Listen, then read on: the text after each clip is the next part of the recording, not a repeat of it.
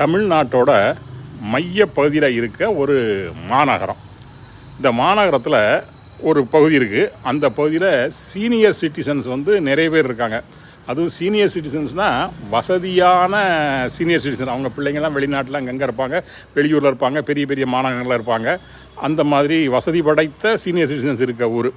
அவங்களுக்கு முக்கியமான பொழுதுபோக்கு என்னென்னா கோவிலுக்கு போகிறது, காலையிலையும் சாயங்காலமும் கோவிலுக்கு போகிறது, தரிசனம் பண்ணுறது, அங்கேயே கொஞ்சம் நேரம் உட்காந்துருக்கிறது, வீட்டுக்கு வர்றது. வீட்டுக்கு வந்திருக்க கொஞ்ச நேரத்தில் என்னடா வெளியே எங்கேயாவது அரசாங்க அலுவலகம் எங்கேயாவது போனாங்கன்னா அங்கே ஏதாவது சேவை குறைபாடு தெரிஞ்சதுன்னா உடனே அதை பற்றி ஒரு கம்ப்ளைண்ட் லெட்டர் எழுதி இருந்து பிரைம் மினிஸ்டருக்கு, ஃபைனான்ஸ் மினிஸ்டருக்கு அவங்களுக்கு அனுப்பி வச்சுருவாங்க. அப்படிப்பட்ட ஒரு சூழ்நிலை அங்கே இருக்குது. இது தெரியாமல் எனக்கு தெரிஞ்ச ஒரு சேக்காடி, அவன் பேர் முருகன், அவன் என்ன பண்ணால் அங்கேருந்து இங்கே ட்ரான்ஸ்ஃபரில் வந்தான். வங்கியில் வந்தவொன்னே அவன் திருநெல்வேலியில் பேசுகிற மாதிரி இங்கே ஒரு வயசான ஒரு சீனியர் சிட்டிசன் பாலின்னு ஒருத்தர் ஆஃபீஸுக்கு, அதான் வங்கிக்கு வந்தார். வந்துட்டு செக் எழுதி கொடுப்பாரு, அங்கேயே உட்காந்துருப்பார், பணத்தை எண்ணி பார்ப்பார், வாங்கிட்டு போவார், பாஸ்புக்கை பிரிண்ட் அடித்து உடனே கொடுங்கலாம் கேட்பார். இந்த மாதிரி பண்ணியிருந்தார்.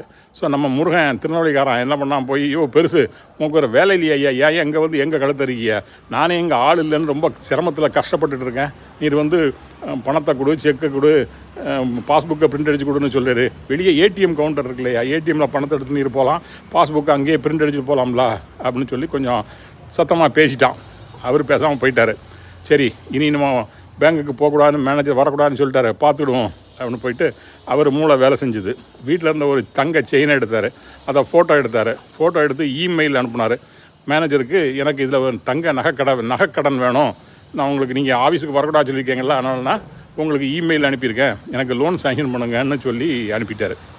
அப்போ முருகன் பார்த்துட்டு அசந்துட்டான். என்னடா இது என்ன வம்பு பண்ணுறாரு அப்படின்னு பக்கத்தில் உள்ள வச்சுருக்கான். அப்போ அங்கே இருந்த கிளர்க்கு ஒருத்தர் அவர் சொல்லியிருக்காரு, சார் உங்களுக்கு இந்த ஊரை பற்றி தெரியாது, நீங்கள் இதை இப்படியே நீங்கள் விட்டீங்கன்னா உங்களுக்கு கம்ப்ளைண்ட் லெட்டர் அங்கே வரைக்கும் போயிடும், நீங்கள் இப்போ தான் ட்ரான்ஸ்ஃபர் வந்திருக்கீங்க, இன்னும் ப்ரொமோஷன் வந்திருக்கீங்க, நான் கன்ஃபார்ம் கூட ஆகலை, சிக்கல் ஆயிரும், நம்ம நேராக போய் அவரை பற்றி சமாதானப்படுத்திடுவோம் அப்படின்னு சொல்லி முருகனை தேத்தி அங்கே அவரோட வீட்டுக்கு கூப்பிட்டு போனாங்க. ஐயா, நான் உங்கள் பையன் மாதிரி ஏதோ தெரியாதனமாக சொல்லிட்டேன், இனிமேல் சொல்ல மாட்டேன், நீங்கள் வாங்க, என்ன சர்வீஸ்னாலும் நான் செஞ்சு தரேன் அப்படின்னு சொல்லி ஒரு உறுதி கொடுத்து முருகன் திரும்பி வந்தான்.